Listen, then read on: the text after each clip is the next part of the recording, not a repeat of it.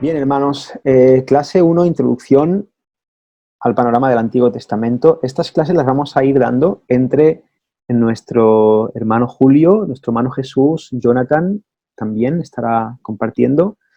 Yo simplemente voy a dar la primera clase de panorama del Antiguo Testamento. Los profesores de esta materia van a ser ellos tres durante este primer trimestre, como mínimo. Así que oremos también por ellos. Yo doy la introducción y yo te voy a estar dando después la materia de masculinidad y feminidad que se va a dar en IBEC. Así que empezamos. Lo primero que tenemos que entender es lo que significa Antiguo Testamento. La palabra testamento, simplificándolo mucho, significa pacto. Eso sí, pacto, es como el acuerdo, el trato que tiene Dios con su pueblo. Así que cuando hablamos de Antiguo Testamento nos referimos a los libros que pertenecen al Antiguo Pacto, es decir, aquellos libros que están antes de Cristo, antes de la venida del Mesías. En total son 39 libros que conforman la escritura, el registro de Dios del pacto antiguo, antes del nuevo pacto. Son 39 libros que vamos a dar en 27 clases. Vamos a estar hablando en 27 clases. Ahora, ¿cuál es la razón por la que debemos estudiar el Antiguo Testamento? ¿Por qué estudiarlo? Es verdad, y yo creo que es algo que puede ocurrirle a la mayoría, al menos a mí me pasaba, sobre todo al principio, que el Antiguo Testamento se nos enquista más que el Nuevo, es más difícil, es una cultura más lejana a la nuestra, la forma de escribir muchas veces es compleja, hay literatura profética, apocalíptica, simbolismos que nos quedan muy lejos y cuesta entenderlo muchas veces, nos cuesta identificarnos con esa cultura, es una cultura semítica, no tiene mucho que ver con nosotros, habla de cosas muy raras que ocurren allí y la verdad es que nos queda muy distante en todos los sentidos y a veces puede que nos resulte un poco tedioso y muchas veces se ha menospreciado en la Iglesia cristiana del Antiguo Testamento con un intento de poner en más valor al Nuevo Testamento por ser más, a lo mejor, más comprensivo, más cercano, o hablar más claramente del plan de redención o de Jesús. Pero eso es un error. Pensad que el Antiguo Testamento era la Biblia para aquellos que escribieron el Nuevo Testamento. Y lo primero que tenemos que tener muy claro es que el Antiguo Testamento vale la pena estudiarlo porque nos revela el carácter de Dios de una manera diferente a lo que lo hace el Nuevo Testamento. El Nuevo Testamento es muy conciso doctrinalmente en cuanto a cómo es Dios, quién es Dios. Vemos las epístolas como claramente establecen doctrina, hablan de la persona de Jesús, de cómo es Dios, de cómo es el plan de salvación. En los evangelios vemos el carácter de Dios en la persona de nuestro Señor Jesucristo de forma muy clara. Pero en el Antiguo Testamento aprendemos cómo es Dios a través de la historia bíblica. Dios se revela a través de la historia en su pueblo, Israel, y cómo Él va trazando esa historia de redención, Él va revelando su carácter. Aprendemos cómo Él es paciente, cómo Él es santo. Y una cosa es que pues Pedro nos diga en su epístola que tenemos por ejemplo, que Dios es paciente y que por eso está tardando en venir. Jesús está tardando en venir porque Dios es paciente, tiene paciencia y quiere que todo el mundo venga al arrepentimiento. Bien, podemos leer eso, pero otra cosa es ver la paciencia de Dios en su trato, por ejemplo, con su pueblo en el Sinaí, en esos 40 años de paciencia del Señor, ¿no? Entonces, vemos el carácter de Dios en la historia. Pero además, el Antiguo Testamento nos habla de Jesús. Nos habla de Jesús claramente. En primer lugar, el Antiguo Testamento es el contexto para el Nuevo Testamento. Si tú lees el Nuevo Testamento, lees, por ejemplo, el libro de Hechos o Romanos o la epístola a los Hebreos, y no has leído y entendido el Antiguo Testamento, estás en peligro de descontextualizar todo lo que está ocurriendo. Muchas cosas que pasan en el Nuevo Testamento deben ser entendidas a la luz del Antiguo Testamento porque ese es el contexto para entender el Nuevo. Así que es importante comprender qué pasó desde Génesis hasta Malaquías para comprender por qué Mateo abre con una genealogía, por ejemplo. Después, en el Antiguo Testamento, en el Nuevo Testamento se cuentan 295 referencias directas y 600 alusiones que nos ayudan a comprender quién es Jesús. Es decir, el Nuevo Testamento acude al Antiguo Testamento de forma directa o de forma de alusión, y eso nos ayuda a entender quién es Jesús, a través, por ejemplo, del cumplimiento de profecías o de aclarar muchas cosas que eran sombra en el Antiguo Testamento.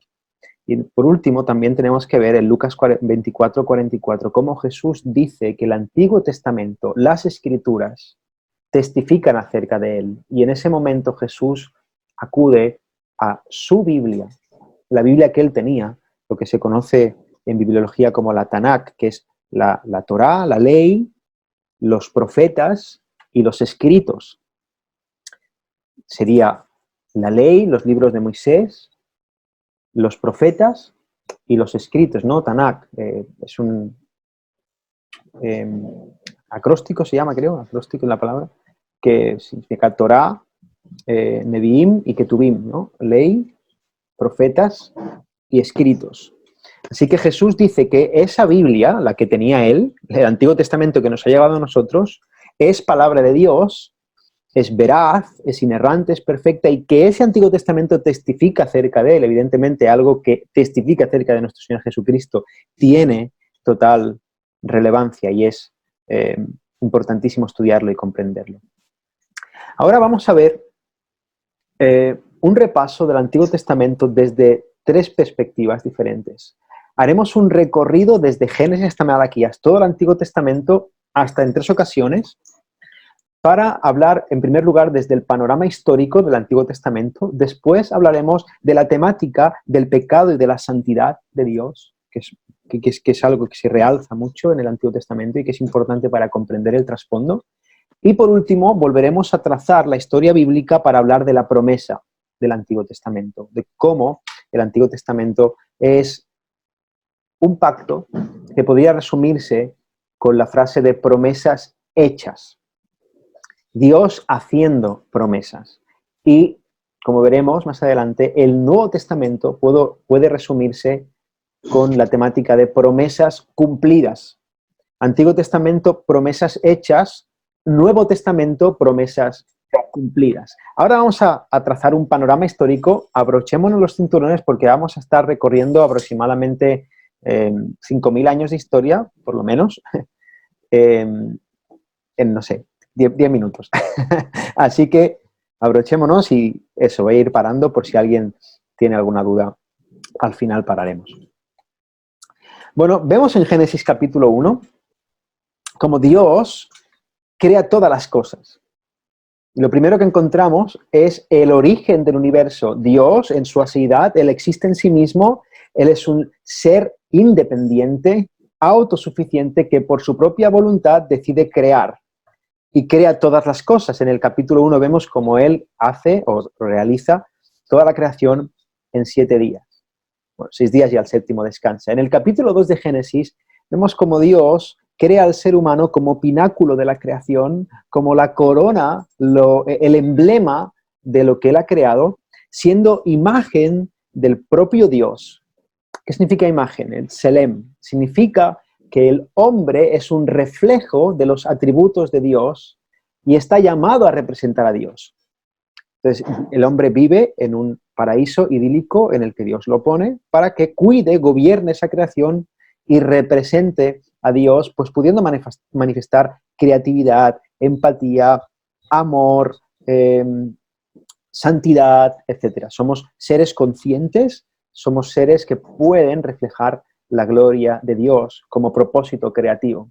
Pero vemos en Génesis 3 que el ser humano, inducido por la serpiente, inducido por el maligno, por el adversario, cae en pecado, desobedece el mandato de Dios de no comer del árbol prohibido, y de esa forma la relación idílica entre Dios y el hombre se rompe.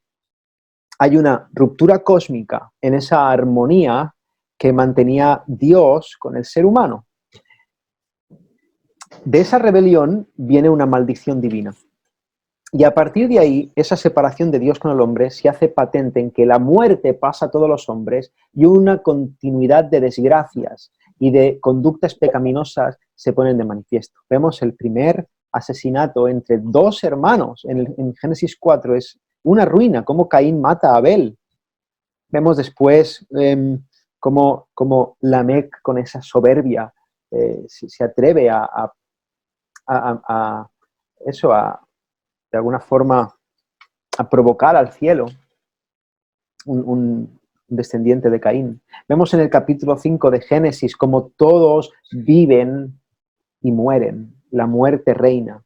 Luego vemos cómo ese pequeño remanente que había quedado, que era un remanente espiritual, se une a los impíos, a las personas que son malvadas, y Dios ya desde los cielos no puede más y ejecuta sus juicios y manda un diluvio.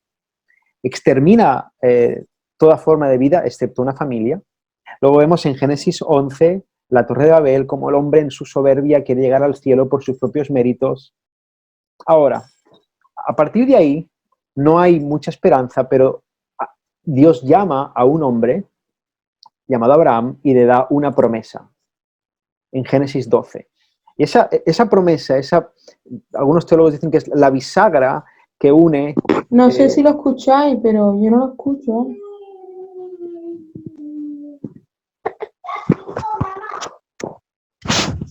¿A mí no se me escucha? Nosotros sí, nosotros sí. ¿Sí? Ah. Bien. Tranquila, cariño, me tienes en casa, luego te lo cuento. A ver si puedes solucionarlo.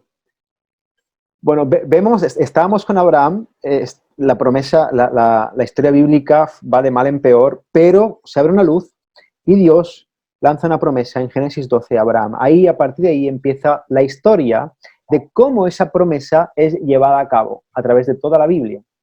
Vemos la historia de los patriarcas, de Génesis 12 al 50. Abraham tiene a Isaac, Isaac tiene a Jacob, Jacob con José introduce al pueblo en Egipto, y vemos al pueblo de Israel, al pueblo de la promesa, cómo llega a Egipto. Hermanos, tranquilos, estamos dando un panorama súper largo y muy escueto. Luego estudiaremos libro por libro y seremos mucho más profundos. De lo que se trata hoy es de hacer una introducción. Ahora, el pueblo de Israel, el pueblo escogido de Dios, para llevar a cabo esa promesa hecha a Abraham, está en Egipto, en una nación poderosa pero enemiga. Y vemos cómo esa nación poderosa y enemiga al tiempo se olvida de quiénes son esos judíos, de quién era José, del testimonio de José, y empieza a afligir al pueblo de Israel. Y conocemos la historia de Moisés, como Dios llama a Moisés para liberar de la esclavitud al pueblo de Israel que estaba sufriendo en Egipto. Moisés, Dios de la mano de Moisés, libera al pueblo. Recordamos la historia del mar que se abre y después Dios le da la ley, su voluntad expresada en mandamientos al pueblo. Y de esa forma establece un pacto con su pueblo. Si vosotros cumplís con estos preceptos, yo voy a ser vuestro Dios y vosotros seréis de bendición para el mundo. Vemos la construcción del tabernáculo, como Dios habita, la presencia de Dios habita en esa tienda que le construye el pueblo de Israel, y esa relación entre Dios y un pueblo escogido empieza a ser posible. Vemos al final del Éxodo como Moisés, como a Moisés lo releva Josué, y vemos el libro de Josué que narra la historia de la conquista de la tierra prometida, que era una de las promesas hechas a Abraham en el capítulo 12 de Génesis. Josué narra cómo el pueblo de Israel batalla y lucha para conquistar esa tierra. Cuando Israel consigue conquistar la tierra prometida, vemos que empieza, durante todo el tiempo, vemos el libro de Números, el libro de Josué lleno de apostasía, de rebelión contra Dios, pero justamente una generación después de que se consiga la tierra prometida, vemos cómo empieza una época de apostasía horrible en el libro de los Jueces. Apostasía y rebelión continua. El libro de los Jueces dice, en ese tiempo no había rey en Israel, cada uno hacía lo que bien le parecía. Al final del libro de los Jueces vemos el inicio de la monarquía. Israel quiere tener un rey como todas las otras naciones y empieza la monarquía, primero con Saúl, después viene el rey el rey David, que está primero y segundo de Samuel. El hijo del rey David es Salomón, recordemos Salomón, ¿no? Su gran sabiduría en el libro de los libros de Reyes. Y Salomón es el que construye el templo. El templo es el lugar donde está el arca de Dios, que simboliza la presencia de Dios en su pueblo. Así que ahí se cumple la promesa de que Israel iba a ser el pueblo de Dios, iban a estar en el lugar de Dios, que era la tierra prometida, y Dios habitaría gobernando a ese pueblo.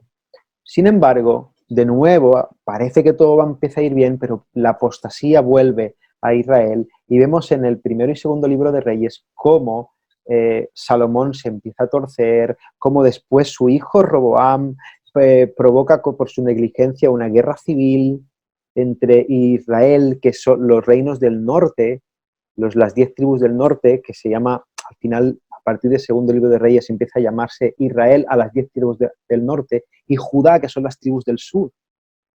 Es muy fuerte, hermanos, porque el pueblo de Dios, que debía representar la gloria de Dios, por sus codicias, sus vanaglorias, sus soberbias, se dividen, se enfadan, están en guerra, están en conflicto, en pleito. Hoy hablábamos de eso en la predicación, después lo veréis, ¿no? Cómo la soberbia lleva al hombre a ponerse en pleito con su hermano, que es una locura, pero eso lo vemos en el pueblo de Israel, ¿no? Cómo se divide Israel y Judá y empieza a haber una guerra.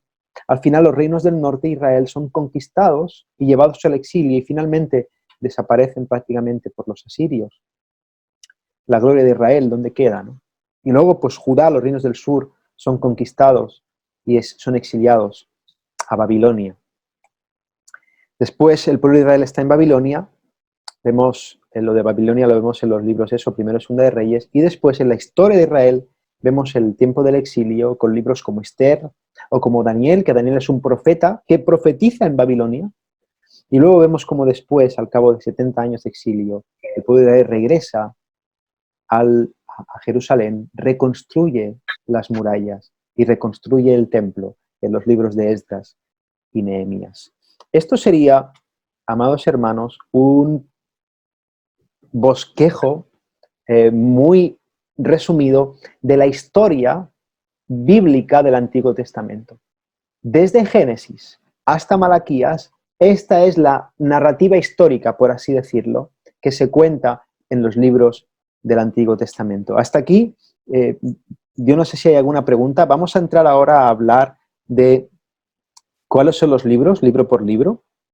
Pero antes yo quisiera dar la oportunidad si había alguna pregunta, alguna duda. ¿Todo bien? ¿Podemos seguir? Bien, libro por libro. Vamos a hablar de los 39 libros muy brevemente, de los libros narrativos, que son los libros históricos que tenemos nosotros. Vemos Génesis, lo que decíamos, narra la historia de la creación del hombre y del universo, la entrada del pecado y de la muerte, y de cómo Dios inicia su plan de salvación a través de Abraham, de un hombre, de Ur de los Caldeos, de un pagano, de un idólatra. Dios le da la promesa de que a través de su simiente iba a traer la bendición a todas las naciones. Pero a pesar de las instrucciones de Dios a Abraham, de vivir la tierra prometida, Génesis cierra con el pueblo de Dios en Egipto, en una nación enemiga de Dios. Y así es como acabamos Génesis.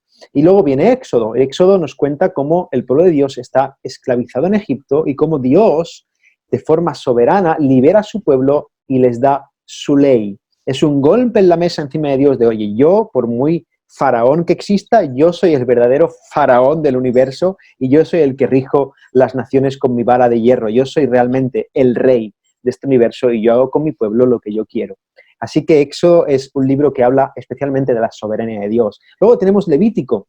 Es un libro de leyes de Dios que expresa la santidad de Dios como tema central y cómo el hombre se puede relacionar con Dios.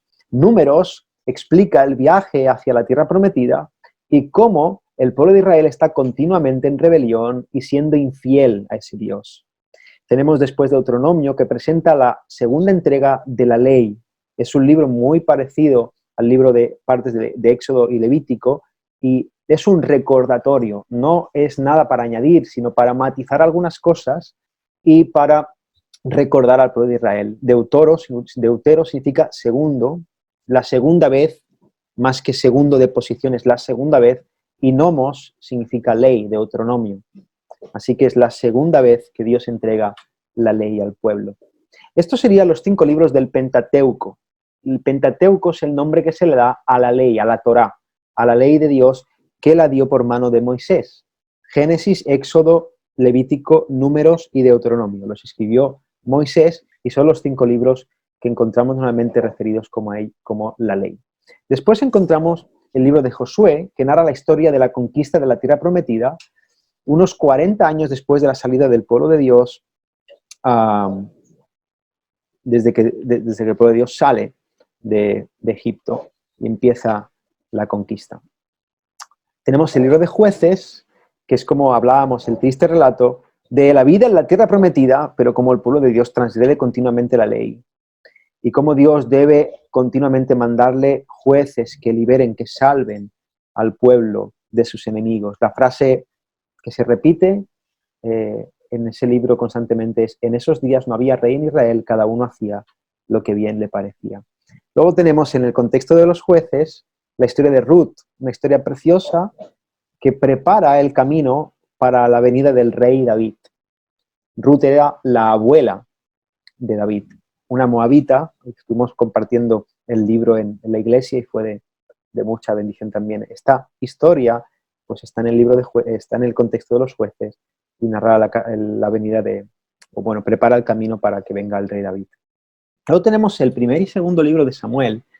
Debemos comentar que el primer y segundo libro de Samuel, primeramente no es primera de Samuel, segunda de Samuel, porque no son epístolas, son libros. Entonces es primer libro y segundo libro de Samuel. Pero además debemos tener en cuenta que la división de estos libros se debía a que eran muy largos y por una cuestión de comodidad para llevarlos en pergaminos se dividían. Pero es un solo libro. Primero y segundo de Samuel constituye un libro. Jesús no tenía primero y segundo de Samuel, tenía el libro de Samuel, ya está. Entonces, ese libro, primero y segundo de Samuel, cuenta la historia de Samuel, que es el último de los jueces, de Saúl, que es el primer rey, que no es el rey legítimo, porque el rey legítimo de Israel debía venir de la tribu de Judá y Saúl era de la tribu de Benjamín. Y luego viene cómo Dios unge a David y la historia de cómo David llega al trono. Primero y segundo libro de Reyes habla de los descendientes de David y cómo esos descendientes conducen al pueblo a la idolatría, como Salomón, que genera grandes expectativas y que alcanza una gran gloria, al final se desvía, y cómo eso al final conduce a una guerra civil, a idolatría, a la aniquilación de las 10 tribus del norte, al exilio para las tribus y el pueblo de Israel yéndose al exilio a Babilonia, un desastre. Y el primer y segundo libro de Crónicas cuentan la misma historia, pero en lugar de hacer énfasis en explicar de por qué ocurrió el exilio, que es el mensaje principal de Reyes, como el pueblo de Dios está continuamente apostatando, este libro de Crónicas apunta a la salvación final de Dios. Probablemente por eso era el último libro que estaba en el orden del canon judío, de la Tanakh, que hablábamos antes. Jesús, en su Biblia, el último libro que tenía en su orden era el libro de Crónicas, probablemente por esa razón. Después tenemos el libro de Esdras, que narra el regreso de los judíos de su cautividad y la reconstrucción del templo. Después el libro de Nehemías, que es una continuación de la historia de reconstruir el templo, de los muros de Jerusalén, y un cumplimiento parcial de las promesas de Dios a su pueblo. Es importante el hecho de que es un cumplimiento parcial. Y eso es muy importante para entender el mensaje profético, que luego veremos. Y luego tenemos también el libro de Esther, que es el último libro de historia, y es un relato acerca del rescate providencial de la comunidad judía durante el exilio, en tierras durante el exilio, ¿no? Como Esther al final acaba siendo reina, y es una historia también de providencia del Señor, hermosa. Hasta aquí los libros históricos, y podríamos hablar de estos libros, ¿no? Históricos narrativos, el Pentateuco, Génesis, Éxodo, Levítico, Números, Deuteronomio, y luego tenemos libros que continuamos considerando históricos, aunque realmente son proféticos, tienen mucho de profecía, que es Josué, Jueces, Ruth, los libros de Samuel, Reyes, Crónicas, Esdras, Nehemías y Esther. Luego tenemos los escritos, que son los libros poéticos. Y son los libros que están en medio del Antiguo Testamento, que son grandes colecciones de literatura sapiencial, de poemas devocionales y literatura ceremonial del templo. Esos libros, cuentan en forma de poesía, sabiduría, adoración, revelan el carácter de Dios. Y tenemos, en primer lugar, el libro de Job, que cuenta la historia de un hombre justo que es probado por Dios y cómo el Señor se revela a ese hombre. Tenemos los salmos, oraciones poéticas, alabanza, confesión, lamento a Dios, en el que tantas joyas encontramos. Proverbios, que presenta la sabiduría de Salomón y otros también, otros hombres que aparecen ahí, ¿no? Relaciona asuntos prácticos de la vida. Si queremos saber cómo vivir en este mundo de forma sabia, debemos leer proverbios, conocer los proverbios, amar los proverbios. Tenemos Eclesiastés también, que es un libro probablemente escrito por Salomón, que narra la búsqueda de un hombre por el camino de la verdadera felicidad. Un libro muy oportuno para los días en los que vivimos. Un libro de verdad que debemos leer y compartir, sabiduría de lo alto. Eclesiastés. Y finalmente tenemos el Cantar de los Cantares, que es una colección de canciones de amor entre una pareja importante heterosexual, es un hombre y una mujer, son dos novios que se dan ese amor y vemos la belleza de la relación romántica entre un hombre y una mujer, siempre y cuando sea en la voluntad del Señor. Y para mí también Cantar de los Cantares, además de eso, primeramente eso, apunta de alguna manera a la relación idílica entre Jesús y su amada Iglesia. Los libros poéticos, los escritos, tenemos pues Job, Salmos, Proverbios, Eclesiastés y el Cantar de los Cantares. Y finalmente tenemos los libros proféticos, los profetas. Así lo tenemos ordenado en nuestra Biblia y empezamos por el profeta Isaías. Isaías profetizó en el reino del sur, el reino que se llama Reino de Judá. Y el libro está dividido más o menos en dos secciones. Los primeros 39 capítulos son profecías que conducen al cautiverio. Y después, a partir del 40 en adelante, apuntan a una futura restauración y redención. Encontramos los pasajes míticos de Isaías 65 y 66, donde habla de ese reino venidero, de ese Mesías que va a instaurar esos cielos nuevos y tierra nueva. Hermoso. Luego, el profeta Jeremías también profetizó en Jerusalén. Esto es muy fuerte. Él profetizó durante los años en que la ciudad era sitiada, estaban... La conquista era inminente. De hecho, Jeremías fue contemporáneo y él continuó profetizando después de que la ciudad cayera. Y por eso Jeremías escribe Lamentaciones, que son las lamentaciones del profeta por la destrucción de Jerusalén. Luego tenemos el profeta Ezequiel, que profetizó acerca de la futura caída de Jerusalén y la última restauración de Dios y su pueblo. Un profeta también que habla mucho, alude mucho al fin de los tiempos, y con un lenguaje muy apocalíptico también, muy interesante. Tenemos Daniel, que es parte profecía, parte historia, podemos considerarlo así, y registra cómo Dios demuestra ser el gobernador del mundo, incluso cuando su pueblo se encuentra cautivo en Babilonia. Este es el tema central de Daniel, ¿no? Cómo él se mantiene firme y cómo Dios va llevando a cabo su plan a través incluso de las naciones paganas, porque Dios es totalmente soberano. Empezamos con los profetas menores, aunque Daniel también es la mayoría de veces considerado dentro de los profetas menores. Es importante distinguir entre eso, aprender qué significa la distinción entre profetas mayores y menores.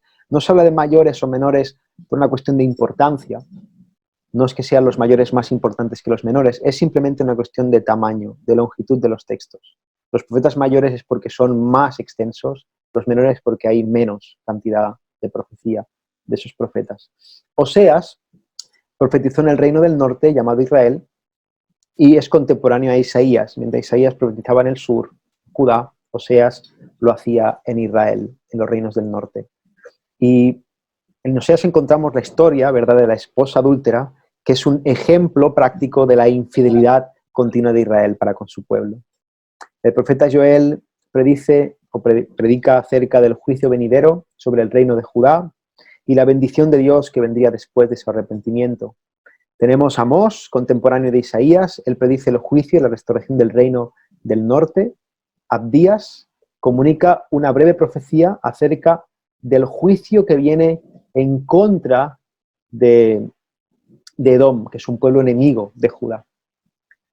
Jonás, un libro también muy conocido, habla de cómo el profeta huye hacia la ciudad asiria es llamado a profetizar a Nínive, la ciudad de Asiria, y él huye a Tarsis, huye totalmente al otro extremo, y al final es tragado por un pez, y en la barriga del pez él ora, se arrepiente, es liberado, obedece al Señor, y vemos un avivamiento en Nínive, en un pueblo pagano, y también eso expresa la soberanía de Dios. Es importante apuntar, defendemos la inerrancia de la Escritura, la historicidad de la Escritura. El libro de Jonás no es un cuento, no es un mito. Creemos en la historicidad y la total credibilidad de la Escritura. Así que el libro de Jonás cuenta una historia impresionante, pero creemos en que Dios plasma su historia y cómo Jesús acude a ese texto dándole veracidad como una historia real. Miqueas profetizó al mismo tiempo que Isaías y Oseas y habla tanto de Israel como de Judá. Luego tenemos Nahum, que vive un siglo después más o menos que Jonás, y proclama el juicio venidero de Dios para Nínive y un futuro rescate para Judá, así como Dios manda un avivamiento en Nínive, pero después Nínive vuelve a las andadas y hay un juicio que va para Nínive y hay un futuro rescate para Judá. Tenemos el libro de Habacuc, muy interesante, el profeta pregunta a Dios lo que muchas veces se pregunta a mucha gente: ¿por qué a la gente buena le pasan cosas malas? ¿Por qué a la gente mala le pasan cosas buenas? Y nos da la respuesta de Dios a un llamado a la fe y una confianza en su promesa de restauración. Tenemos el libro de Sofonías, que prometió que vendría juicio sobre Judá mientras los llamaba al arrepentimiento. Y luego tenemos los profetas que vienen después del exilio, como el libro de Ageo, que estuvimos tocándolo también con nuestro querido pastor, nuestro hermano Julio. Ageo anima al pueblo a continuar con la reconstrucción del templo. También tenemos Zacarías, que profetiza más o menos 2 meses después de Ageo, y presenta una especie de visiones, de sueños, aquí pone salvajes, no muy contundentes, que atacaban el letargo, el adormecimiento religioso del pueblo, y también predice de una forma muy clara, muy hermosa, la era mesiánica. Y la Biblia, en el Antiguo Testamento, termina con el libro de Malaquías, que también hace un ataque hacia la apatía religiosa y es una promesa muy, muy clara del Mesías venidero. El libro de Malaquías cierra con una promesa de que parece que inminentemente va a venir el Mesías, y es el último libro del Antiguo Testamento. Malaquías es el último profeta del Antiguo Testamento. Génesis a Malaquías. De hecho, los libros que se escriben después de Malaquías, incluso hay algunos libros como Macabeos que reconocen la ausencia de profetas en Israel. A partir de Malaquías hay aproximadamente unos 400 años de silencio. Dios calla, ya no le da más palabra a su pueblo hasta que viene el Señor Jesús.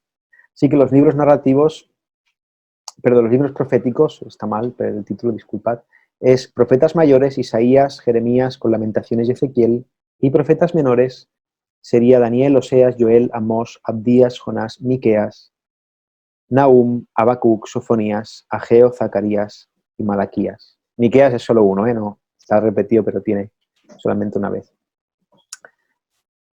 Hasta aquí todos los libros del Antiguo Testamento y una breve temática, así como de qué va la historia de Israel, desde la creación hasta el exilio y el regreso del pueblo de Dios a Jerusalén con la reconstrucción del templo y la última palabra profética, que es en Malaquías. ¿Alguien tiene alguna pregunta, algún comentario? ¿Seguimos? Bien. Bien, hermanos. Ahora vamos a hacer un repaso acerca de también el Antiguo Testamento, cuál es la temática o las dos temáticas centrales, centrándonos primeramente en la historia de la santidad y el pecado. Lo primero que cuenta, o que debemos entender, lo que se vislumbra claramente en el Antiguo Testamento, es la historia de una imposibilidad del hombre a relacionarse con Dios. ¿Por qué? Porque Dios es santo. Santo significa que Él está apartado del pecado, Él no tolera el pecado. Y vemos como en Génesis 3 el hombre peca deliberadamente, cae en pecado y hay una separación.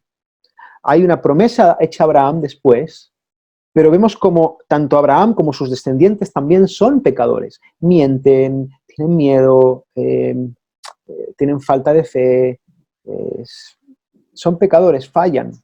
Vemos como después Moisés también falla, a pesar de ser el caudillo de Israel, el que libera al pueblo, falla, no representa a Dios. El pueblo es rebelde.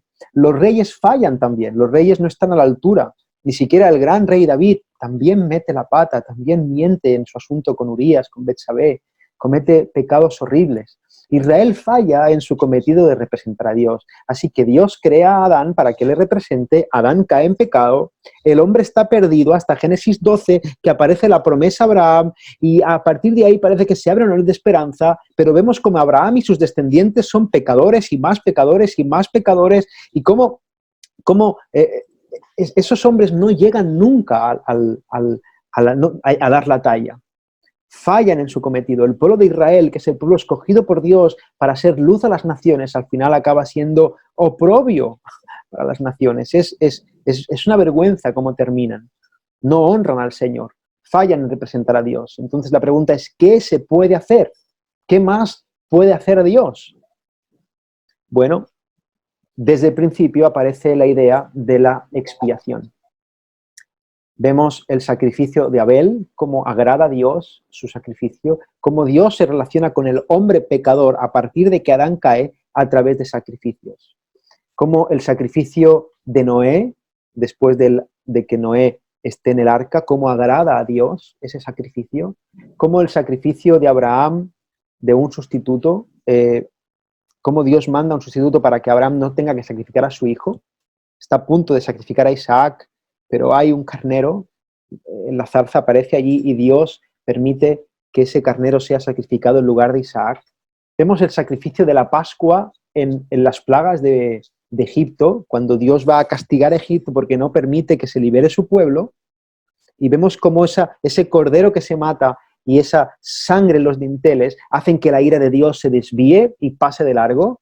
Cuidado, aunque fueras judío, si no tenías la marca de la sangre en el dintel, la ira de Dios estaba sobre ti, necesitabas ese sacrificio. Vemos cómo después Dios se relaciona con su pueblo a través del sacerdocio de los levitas, mostrando continuamente sacrificios como sustitutos penales, es decir, en lugar de castigar a mi pueblo por sus pecados, castigo un sacrificio y me puedo relacionar con mi pueblo. Vemos como, por ejemplo, el día de la expiación muestra la restauración de la relación de Dios con su pueblo en el Antiguo Testamento. Así que lo que aprendemos con el concepto de la expiación es que la justicia de Dios debe ser satisfecha. Dios es santo, no tolera el mal. Dios es justo, Él castiga todo mal porque Él es bueno. Por lo tanto, Dios manda que su castigo, o sea, que su justicia sea satisfecha a través de sacrificios sustitutorios. No os voy a matar a vosotros, no voy a aniquilaros, a castigaros por vuestra maldad, a cambio tenéis que sacrificar a un animal. Pero ¿cuál es el problema? Que los sacrificios en el Antiguo Testamento son tanto insuficientes como ineficaces. Nunca pueden satisfacer la ira de Dios, no son suficientes. ¿Por qué? Porque el que muere en lugar del hombre no es un hombre, es un animal. Y son ineficaces porque no pueden satisfacer del todo la justicia que reclama Dios por haber transgredido su santidad. Como la carta a los Hebreos dice, porque la ley, teniendo la sombra de los bienes venideros, no la imagen misma de las cosas, nunca puede, por los mismos sacrificios que se ofrecen continuamente cada año, hacer perfectos a los que se acercan. De otra manera, cesarían de ofrecerse, pues los que tributan este culto, limpios una vez, no tendrían ya más conciencia de pecado. Pero en estos sacrificios, cada año se hace memoria de los pecados, porque la sangre de los toros y de los machos cabríos no puede quitar los pecados. Así que, como la sangre de los machos cabríos, de esos sacrificios que se hacían, no pueden quitar los pecados, el Antiguo Testamento termina con una maldición. Malaquías 4:6 es el anuncio de una maldición para su pueblo. De manera que el Antiguo Testamento termina de la misma forma que empieza, o que empieza en el capítulo 3 de Génesis. Maldición en el capítulo 3, justo al inicio de la historia. Maldición en el capítulo 4 de Malaquías. Ya la pregunta es, ¿de qué manera Dios va a tener misericordia? ¿Cómo se va a cumplir lo que dice Dios en Éxodo 34, 6 al 7? Y pasando Jehová por delante de él, proclamó, Jehová, Jehová, fuerte, misericordioso y piadoso, tardo para la ira y grande en misericordia y verdad, que guarda misericordia a millares, que perdona la iniquidad, la rebelión y el pecado, y que de ningún modo tendrá por inocente al malvado, que visita la iniquidad de los padres sobre los hijos, y sobre los hijos de los hijos hasta la tercera y cuarta generación. ¿Cómo? Como un Dios santo, justo, perfecto, va a tener misericordia de nosotros. ¿Cuál es la esperanza que ofrece el Antiguo Testamento? Hermanos, y la respuesta es ninguna. Ninguna esperanza. Si solamente nos quedamos con el Antiguo Testamento, yo de verdad no sé cómo los judíos que no creen en Cristo descansan, porque el libro cierra con una maldición para quien no cumple perfectamente la ley. Oh, hermanos, no hay esperanza. Sacrificio, expiación, insuficiencia, ¿cómo llegamos a Dios? Pero gracias al Señor que además de esta temática de la santidad y la expiación, existe la línea argumental en todo el Antiguo Testamento de la promesa, de la historia de la promesa. Y empieza en el capítulo 3 de Génesis, en el principio, cuando Dios dice, y pondré enemistad entre ti y la mujer, y entre tu simiente y la simiente suya. Esta te herirá la cabeza y tú le herirás en el calcañar. Dios le está hablando a la serpiente, al enemigo, le está diciendo, yo voy a poner enemistad entre ti y entre la mujer, es decir, entre la humanidad, y entre tu simiente y la simiente de la mujer. Es decir, que la serpiente va a estar enemistado no con la mujer como figura femenina. De verdad, hace poco vi a un chico hablando, sacando esta conclusión de este texto, como si esta profecía se refiriese a la mujer como figura femenina. No, el texto no está hablando de la mujer, está hablando de la mujer como representante de la que engendra vida humana, porque era un hijo de mujer el que iba a traer salvación. Podía ser un hombre, evidentemente, como lo fue. No está hablando de la mujer, sino de la capacidad reproductiva que tiene la mujer para engendrar vida humana. Y esta simiente, este hijo nacido de mujer, evidentemente para que una mujer tenga un hijo, normalmente tiene que haber un hombre, como vemos después, no ocurrió así, porque nuestro Mesías no nació de varón, ni de voluntad de carne ni de sangre, ¿no? Nació del Espíritu Santo, pero esta simiente le va a herir en la cabeza a la serpiente, o sea, va a darle un golpe mortal, pero la serpiente va a herir a la simiente de la mujer en el calcañar, o sea, va a hacerle daño. Vemos que no va a ser gratis, va a requerir herida, va a requerir sufrimiento, sacrificio. Pero aquí se vislumbra una promesa. Yo voy a aplastarte la cabeza. Tú has deshecho el orden cósmico, serpiente. Tú has conseguido engañar a la creación, pero yo voy a restaurar todo eso. Yo prometo un Salvador, un Redentor, que te va a pisar la cabeza. La descendencia de la serpiente va a herir la descendencia de la mujer, pero la descendencia de la mujer va a triunfar finalmente. Y la historia del Antiguo Testamento, hermanos, es la historia de esta promesa y de cómo esta promesa está en peligro una y otra vez. Ver el Antiguo Testamento con este prisma es maravilloso. Es continuamente el casi gana el mal, pero Dios hace algo. Casi gana el mal, pero Dios hace algo. Contra todo pronóstico, Dios asegura que su promesa va a prevalecer. Lo vemos. Adán y Eva tienen un hijo que se llama Abel. Y Abel se porta bien, parece que es el Mesías, o bueno, parece que puede ser el que vaya a solucionar las cosas, pero Caín lo mata. La simiente de la serpiente mata a Abel. Y no hay esperanza, pero Dios le da otro hijo que es Set. Y luego las cosas van mal y viene un diluvio y Dios va a castigar a todo el mundo, pero Dios preserva por gracia la vida de Noé y la vida de su familia. y los siglos pasan después y las cosas siguen empeorando mucho, pero Dios llama a Abraham y le da una promesa de que en su simiente, de su descendencia, de Abraham, va a salir esa promesa. Y a partir de ahí Dios empieza a encarnar esa promesa. Dice, haré de ti una nación grande y te bendeciré y engrandeceré tu nombre y serás bendición y serán benditas en ti todas las familias de la tierra. Cuando no hay esperanza, hermanos, cuando todo está totalmente perdido, Dios llama a un hombre pagano y le da una promesa para que entendamos que su promesa va a prevalecer y él va a llevar a cabo sus planes. Pero es que de verdad, un poco después de Abraham tiene Isaac y ya empezamos a ver cosas en Isaac raras, pero es que tienen 2 hijos, Jacob y Esaú, gemelos. Y vemos como de repente que tienen que ser los portadores de la promesa, al menos alguno de ellos. Pero vemos como Esaú quiere matar a su hermano. Y hay una historia de rivalidad y dices, uy, uy, uy, ¿qué va a pasar aquí? Como Esaú se carga a Jacob, ya no hay esperanza. Pero vemos la elección de Dios sobre Jacob.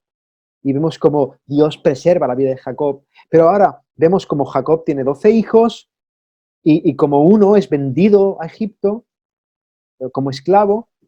Y vemos cómo de repente en Canaán hay una hambruna impresionante y de repente vuelve a estar en peligro la estrella de la promesa y vuelve a estar en peligro que Dios pueda llevar a cabo sus planes. La familia de Jacob están a punto de morirse de hambre, pero Dios había mandado a José a Egipto para preservar la vida de Israel. Que Dios salva otra vez su promesa y están en esclavitud durante un tiempo porque hay un faraón que se levanta y no sabe quiénes son los judíos y la promesa vuelve a estar otra vez en peligro. Los judíos asesinados, los niños judíos asesinados, ¿quién va a ser el salvador si les están matando? Pero nuevamente Dios es fiel. Recuerda su pacto con Abraham cuando el pueblo de Dios clama. Dice que Dios se acordó del pacto con Abraham y manda a Moisés para que rescate a su pueblo de la esclavitud. Y vemos la gloria de Dios abriendo el mar y dando su ley y escogiendo a su pueblo y salvándolo de la esclavitud en Egipto. Pero vemos después como el pueblo de Dios que ha estado rescatado, que es el pueblo de la promesa, se rebela contra Israel y Dios empieza a juzgar al pueblo y vemos como Dios desecha prácticamente al pueblo, no quiere saber nada del pueblo. Pero Dios permanece fiel a su promesa, es paciente. Y vemos como Josué se levanta y Dios le da la tierra que había prometido a sus antepasados. Y vemos como Dios hace todo eso sin poner en peligro su carácter, su santidad, su justicia. Y vemos la historia de la conquista, cómo Dios da victoria a su pueblo, pero vuelve el pueblo a rebelarse y dices, madre mía, esto no acaba. Es que el corazón en un puño y luego vienen los jueces y los jueces, vemos el pueblo de Israel como va de mal en peor. Pero Dios sigue levantando a hombres, levantando a Gedeón, levantando a Sansón, levantando a Samuel, que siguen dando salvación a su pueblo conforme a su promesa. Pero vemos como Israel rechaza a Dios encima de todo, le rechaza como su rey, porque Dios debía ser el rey de Israel. Rechaza a Dios y pide a un rey, ¿para qué? Para ser como las otras naciones. Y vemos como Dios al final le da al pueblo de Israel un rey escogido. Pero la serpiente incluso intenta perseguir y destruir a ese rey escogido. Y vemos como Saúl persigue a David. Y dices, madre mía, como maten a David, ¿dónde va a quedar la promesa? Y luego también David tiene un hijo que se rebela contra él, Absalón, y vemos guerra, conflicto, y la simiente de Dios siempre está en peligro. Pero Dios le da una promesa a David. Y le dice que la extensión de su promesa a Abraham y de la promesa de Génesis, es que David va a tener un hijo que va a gobernar sobre su trono y que va a gobernar en justicia eternamente. Es decir, ahora vemos que la promesa eterna de Dios va a venir de la descendencia no solo de Abraham, sino de David, y la promesa sigue llevando su curso. Y vemos como la descendencia prometida de Génesis 3:15 se hará realidad en un rey. Y nace Salomón. Y leemos al principio como Salomón es una pasada de rey, súper inteligente, piadoso, pide sabiduría, un hombre que quiere hacer la voluntad del Señor, pero poco después vemos como la vanidad, la lujuria, acaban contaminando a Salomón. Él no es el rey prometido. Y de repente otra vez división y guerra civil, y ahora encima vemos al pueblo de Israel dividirse y dicen, madre mía, esta promesa es imposible que se cumpla con esta pandilla de pecadores que es que no paran de liarla. Vemos aquella apostasía y hacen lo malo los reyes de Israel y al final las naciones colindantes a Israel los conquistan, se los llevan cautivos Hay renovaciones periódicas de arrepentimiento, de perdón. Hay algún rey que hace lo bueno, pero otra vez vuelven, no perduran. Y finalmente Dios enjuicia a su pueblo, le manda al exilio. Y pareciera que Dios ha fallado a su promesa. Pero Dios revela que no se ha olvidado de su promesa y que no ha fallado. Y le da a Daniel una profecía. Le cuenta los años concretos para cuando va a venir el Mesías. Y Dios hace que su pueblo vuelva a Israel y restaure la ciudad. Y los profetas que están en el exilio empiezan a recibir de forma más clara el mensaje de esperanza. Dios va a hacer un nuevo pacto con su pueblo. Dios le va a dar a su pueblo un corazón de carne, va a quitar el corazón de piedra. Va a restaurar la relación definitivamente. Vemos como después de 70 años en el exilio, Dios hace que Judá regrese a la tierra prometida. Los muros son restaurados, el templo es reconstruido.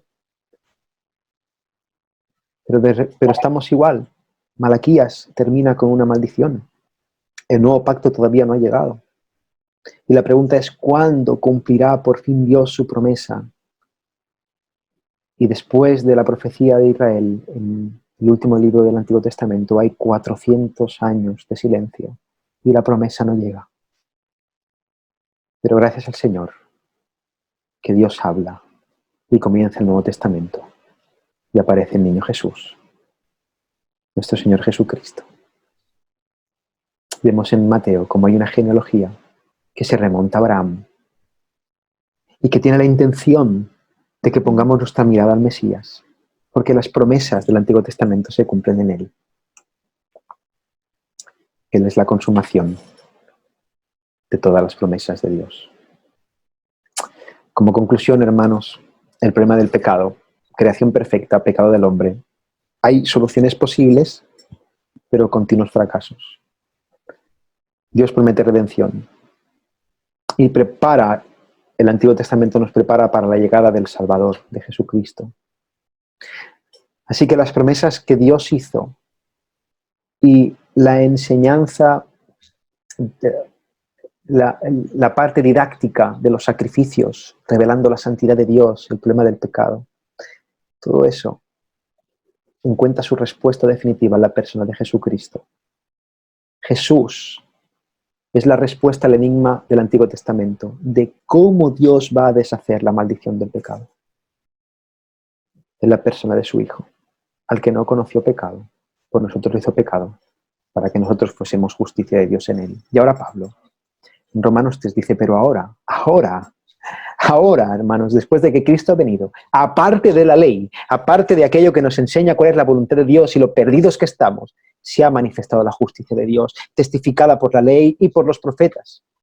La justicia de Dios por medio de la fe en Jesucristo, para todos los que creen en Él, porque no hay diferencia, por cuanto todos pecaron y están destituidos de la gloria de Dios, siendo justificados gratuitamente por su gracia, mediante la redención que es en Cristo Jesús, a quien Dios puso como propiciación por medio de la fe en su sangre, para manifestar su justicia, a causa de haber pasado por alto, en su paciencia, paciente es el Señor, los pecados pasados, con la mira de manifestar en este tiempo su justicia, a fin de que Él sea el justo y el que justifica al que es de la fe de Jesús. La paciencia que vemos a lo largo de 5.000 años de historia. La paciencia que vemos a lo largo de una y otra vez tratando Dios con su pueblo, con hombres pecadores. Dios no aniquiló al mundo porque iba a venir el Redentor. El Mesías esperado, que es la justicia de Dios, el que cumple la ley, y por medio de la fe en su sangre podemos alcanzar la promesa. Y las promesas de Dios son en Él sí y en Él amén. Gloria a nuestro Señor Jesucristo.